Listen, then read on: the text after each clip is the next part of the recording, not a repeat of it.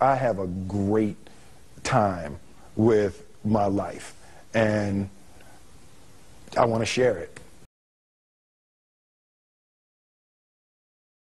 I love living. I think that's infectious. It's something that you can't fake. Greatness is not this wonderful, esoteric, elusive, God-like feature that only the special among us will ever taste. You know, it's something that truly exists in all of us. It's very simple. This is what I believe, and I'm willing to die for it. Yeah. Period.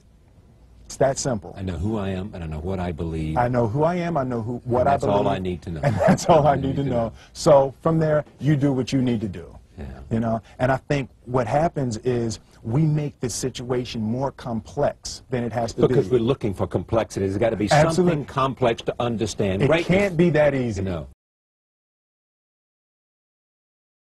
We didn't grow up with the sense that where we were was where we were going to be.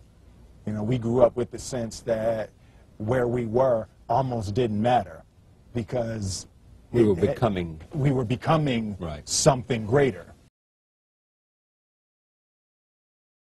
The separation of talent and skill is one of the greatest misunderstood concepts for people who are trying to excel, who have dreams, that want to do things. Talent you have naturally. Skill is only developed by hours and hours and hours of beating on your craft. I've never really viewed myself as particularly talented. Where I excel is ridiculous, sickening work ethic. You know, while the other guy's sleeping, I'm working. While the other guy's eating, I'm working. There's no easy way around it. No matter how talented you are, your talent is going to fail you if you're not skilled. Mm-hmm. You know, if you don't study, if you don't work really hard and dedicate yourself to being better every single day, mm-hmm. you'll never be able to communicate with people, with your artistry, the way that you want. So the only thing that I see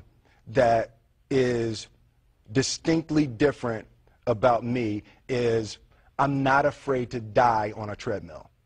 You might have more talent than me, you might be smarter than me, but if we get on the treadmill together, right, there's two things. You're getting off first, or I'm going to die.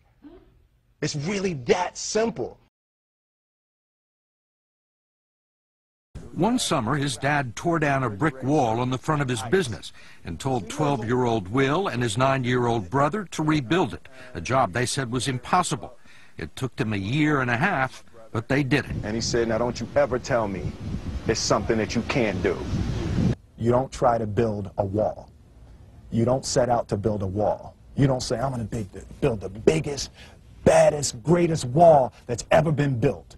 You don't start there. You say, I'm going to lay this brick as perfectly as a brick can be laid.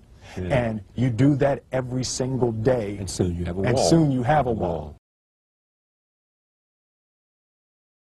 You know, it's an idea that my grandmother always had, that you know, if you're going to be here, then there's a necessity to make a difference. She always instilled the responsibility, the spiritual responsibility that you have to make every group you come in contact with better.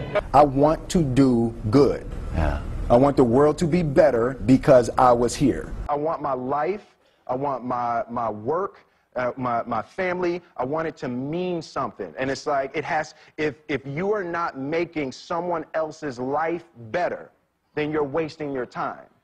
You know, like your life will become better by making other lives better. I want to represent an idea. I want to represent possibilities. I want to represent the idea that you really can make what you want. One of my favorite books is The Alchemist, Paulo Coelho, and that's just, I just believe that. I believe that I can create whatever I want to create.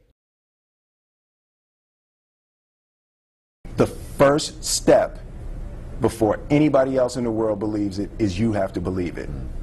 There's no reason to have a plan B because it distracts from plan A.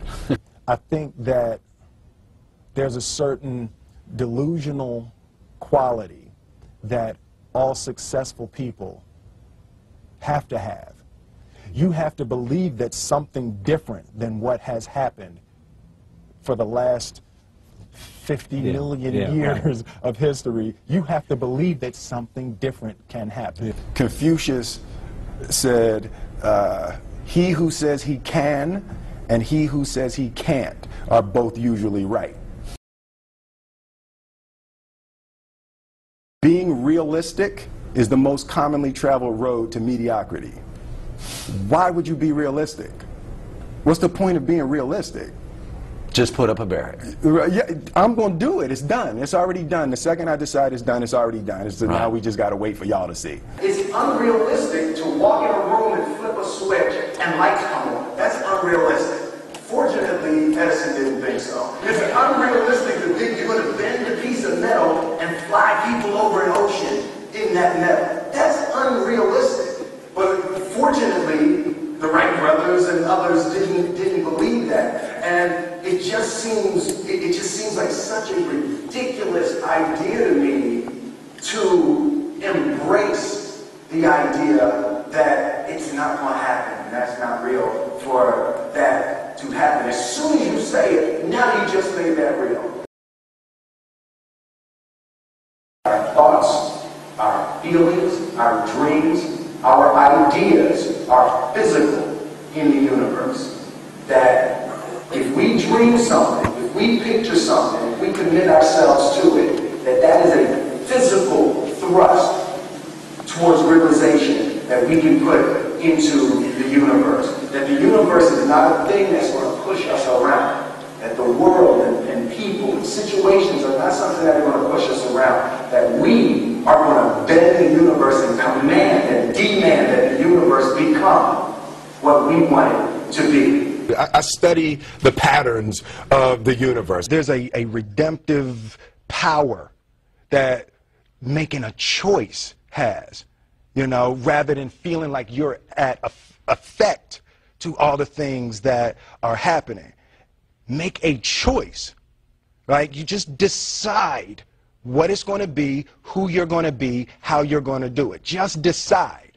And then from that point, the universe is going to get out your way. It's like it's water. It wants to move and go around stuff, you know. You know, there's a flow of the universe that I've grown to know just how to go with it.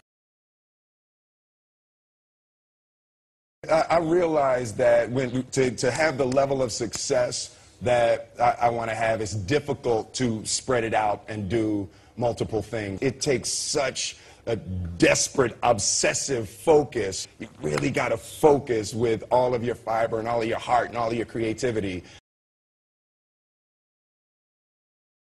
I'm motivated by fear.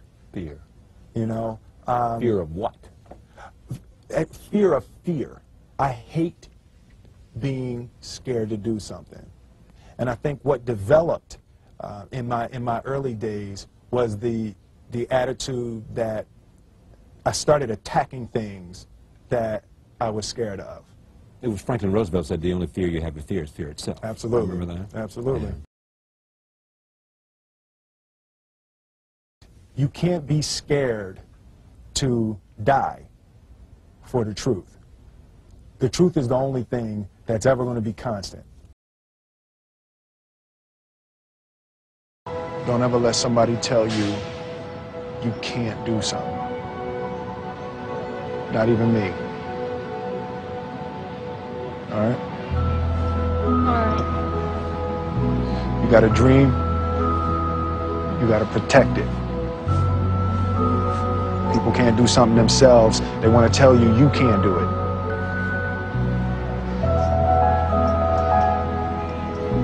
You want something, go get it. Period.